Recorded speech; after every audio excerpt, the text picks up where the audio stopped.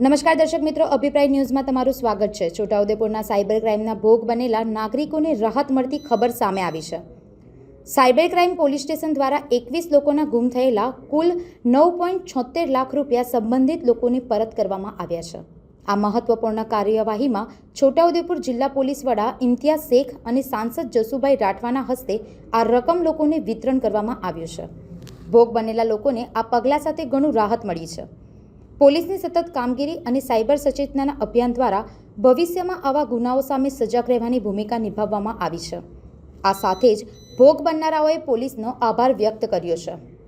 છોટાઉદેપુરથી સંવાદદાતા સાથે અભિપ્રાય ન્યૂઝ વડોદરા। અમે સર રીમોવા નામની એક એપ્લિકેશન આવી હતી મોબાઈલ ઉપર, અને એ એપ્લિકેશનમાં અમે ત્યાંથી લોભામણી એક જાહેરાતો આપવામાં આવી હતી કે ભાઈ આટલા પૈસા રોકો તો આટલા પૈસા મળે, અને એમાં ઘણા બધાને પૈસા પણ મળ્યા હતા। અને બધા ફ્રેન્ડોએ કીધું કે તું પણ થોડાક પૈસા રોક દે તો મળશે, એટલે અમે બધા થોડીક લાલચ તો ખરી જ, એટલે અમે લાલચમાં આવીને પૈસા રોકાણ કર્યું હતું।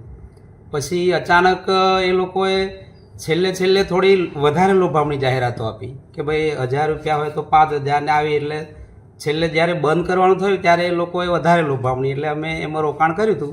અને પછી અચાનક એ એપ્લિકેશન બંધ થઈ ગઈ બિલકુલ। એટલે અમને થોડી ખબર તો હતી, જાગૃતિ તો હતી કે ભાઈ 1930 જે હેલ્પલાઇન નંબર છે, એટલે અમે ફરિયાદ તાત્કાલિક એના ઉપર નોંધાવી દીધી હતી।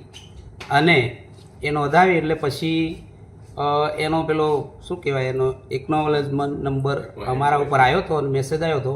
પછી અહીંથી છોટાઉદેપુર પોલીસમાંથી અહીંયા ફોન આવ્યો અને પછી ડોક્યુમેન્ટ બધા મંગાવ્યા હતા, અને એ ડોક્યુમેન્ટ અમે પૂરા પાડ્યા હતા।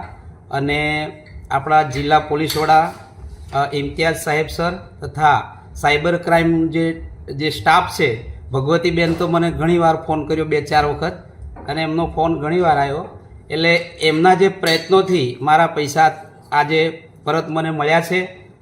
માનનીય સાંસદ સભ્ય શ્રી જસુભાઈ રાઠવા સાહેબનો ખૂબ ખૂબ આભાર માનું, એમની હાજરીમાં અમને, અને જિલ્લા પોલીસ વડા ઇમ્તિયાઝ શેખ સાહેબનો પણ ખૂબ ખૂબ આભાર માનું છું કે અમારા ગયેલા પૈસા, અમારા જે જસુભાઈ સાહેબે કીધું એમ પરસેવાની કમાણીના પૈસા હતા અમારા, એટલે અમને ખૂબ આનંદ થાય છે। જય હિન્દ, જય ભારત।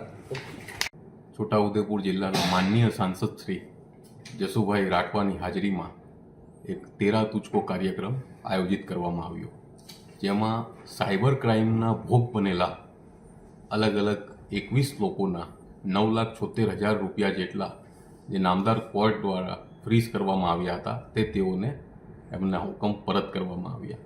આજ દિવસ સુધી જિલ્લામાં કુલ 40,71,000 રૂપિયા આ મુજબ અલગ અલગ સાયબર ક્રાઇમનો ભોગ બનેલા અરજદારોને પાછા આપવામાં આવી ચૂક્યા છે। આ મુદ્દા ઉપર મારું આપ સૌ લોકોને ફક્ત એક જ વાત કહેવાનું આજે ઈચ્છા છે કે સાયબર ક્રાઇમ હવે એની ચરમસીમા ઉપર છે।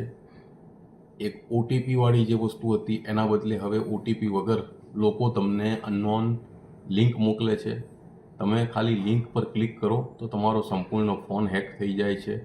તમને એવી ઓફર આપે છે કે જે ઓફર ખરેખર વાસ્તવિક રીતે શક્ય હોતી નથી, અને તમે એ ઓફરમાં આવી જાઓ એટલે એક વખત તમે ઓફરમાં આવી ગયા, તમારા એકાઉન્ટમાં સામેથી રૂપિયા પણ આવશે, પણ જેટલા રૂપિયા આવ્યા હશે એના કરતાં 10 ગણા રૂપિયા તમારા ઓરિજિનલ એકાઉન્ટના પણ જતા રહેશે।